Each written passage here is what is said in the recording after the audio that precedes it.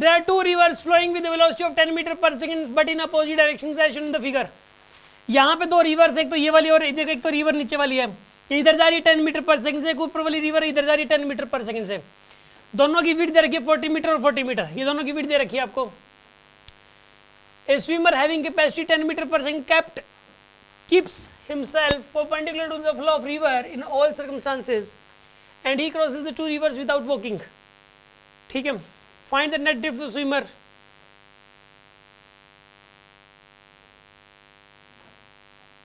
Find the distance traveled by the swimmer inside the river. River के अंदर उसने कितनी टोटल डिस्टेंस ट्रैवल किया और नेट ड्रिफ्ट बताना कितना हुआ है. सुन आप, इस क्वेश्चन में यहाँ पे पहले देखो मैं रिवर को बड़ा कर रहा हूँ. यहाँ पे इन रिवर्स को बड़ा किया आपने, ठीक है ना. अब सुनो आप, फिर एक स्विमर है ये वाला जो स्विमर यहाँ पे है, ये अपने आप को मतलब पता क्या करता है, परपेंडिकुलर रखता है बस, ठीक है ना. इस केस में जो है ना, वो अपने आप को कोशिश करता है कि मैं ऐसे सीधा चलूँ, लेकिन क्या चल पाएगा ऐसे फ्लो परपेंडिकुलर रखने से, जाएगा टेढ़ा ऐसे. क्यों जाएगा बताइए? क्योंकि रिवर अपना वो फ्लो अपनी स्पीड ऊपर की तरफ 10 है, लेकिन रिवर की कितनी यहाँ पे 10 तो रिवर की भी है. अब इधर ऊपर की तरफ कितनी है उसकी स्पीड 10 और इस तरफ कितनी है 10. तो रिवर तो 4 सेकंड्स में कवर हो जाएगी. रिवर कितने टाइम में क्रॉस हो जाएगी 4 सेकंड्स में, क्योंकि वर्टिकल वेलोसिटी 10 है. वर्टिकल वेलोसिटी कितनी यहाँ पे 10 है वर्टिकल वेलोसिटी. अगर वर्टिकल वेलोसिटी इसमें 10 है और विड्थ ऑफ द रिवर है 40, तो 40/10 करो 4 सेकंड्स लगेंगे. यहाँ पे इस बंदे को यहाँ से यहाँ तक जाने में कितना टाइम लगेगा बताइए? 4 सेकंड्स लगेंगे इसमें. इस बंदे को यहाँ से यहाँ तक पहुँचने में 4 सेकंड लगे जी.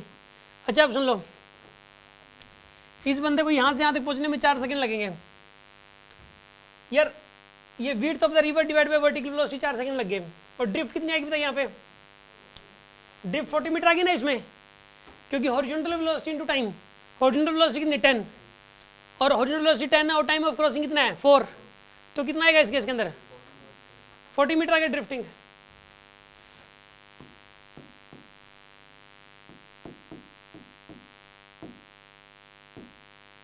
ये ड्रिफ्टिंग आ गई 40 मीटर. अच्छा अब सुनो, रिवर का फ्लो इस तरफ, अब ठीक है ना. अब क्या होगा बताइए? ये सोच तो रहा है मैं बिल्कुल सीधा जाऊँ. यहाँ पे ये बंदा जो है ना ऐसे सीधे जाने की कोशिश करेगा, लेकिन क्या सीधा चला जाएगा? ये नहीं ना, ये ऐसे जाएगा.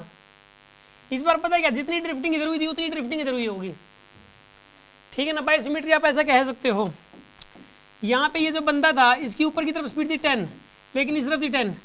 जब ये हाथ पे था ये, तो इस ऊपर की तरफ 10 इस तरफ 10, तो इसको अभी भी रिवर को क्रॉस करने में width of the river divide by vertical velocity 4 second ही लगेंगे. अभी भी कितना टाइम लगेगा उसको? 4 सेकंड ही लगेंगे अभी भी, ठीक है जी. अब यहाँ पे अभी भी इसको 4 सेकंड्स लग रहे हैं, तो ये बताइए यहाँ पे और ड्रिफ्टिंग कितनी आएगी अभी बताइए? 40 इधर आएगी. पहले ड्रिफ्टिंग इधर 40 दिया, 40 इधर होगी, तो नेट ड्रिफ्ट क्या होगी? ओवरऑल 0.